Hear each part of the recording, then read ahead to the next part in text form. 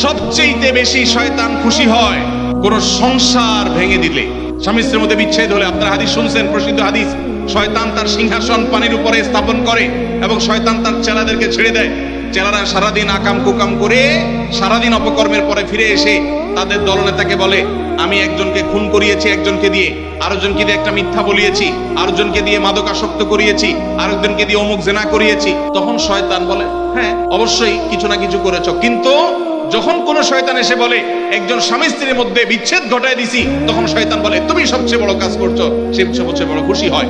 যে সমস্ত পুরুষেরা মহিলাদেরকে অথবা পুরুষদেরকে উস্কায়, দেখবেন যে অনেক মহিলাকে যায় অনেকে বলে, ভাবি আপনার মতো মানুষের সাথে ভাই রাগ করে কেমনে, মানে আপনার মতো এত ভালো, এত ভদ্র, এত রূপবতী মানুষটার সাথে রাগ করে যে কেমনে, এত পাষাণ সে কিভাবে হয়?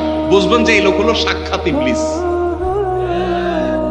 আবার একই কথা ওই পুরুষ লোকটাকে যদি বলে যে ভাই আপনি তো রাজপুত্র, মাশাআল্লাহ, আপনার কপালে রাজরানী আসলেও কম হবে ভাই, তাহলে তার উস্কায় দিচ্ছে। তার মানে সে মনে মনে চিন্তা করবে, তাহলে আমার বউ এটা আমার জন্য আসলে মানায় না, আমি তাহলে এত বেশি যোগ্য পুরুষ। তাহলে তার স্বামীর সাথে, তার স্ত্রীর সাথে তার দূরত্ব বাড়বে কি বাড়বে না? তাহলে এই যে পামপট্টিটা দিল, এই পামপট্টি দেওয়া লোকটা হলো সাক্ষাৎ ইবলিসের ভূমিকা অবতীর্ণ হয়েছে।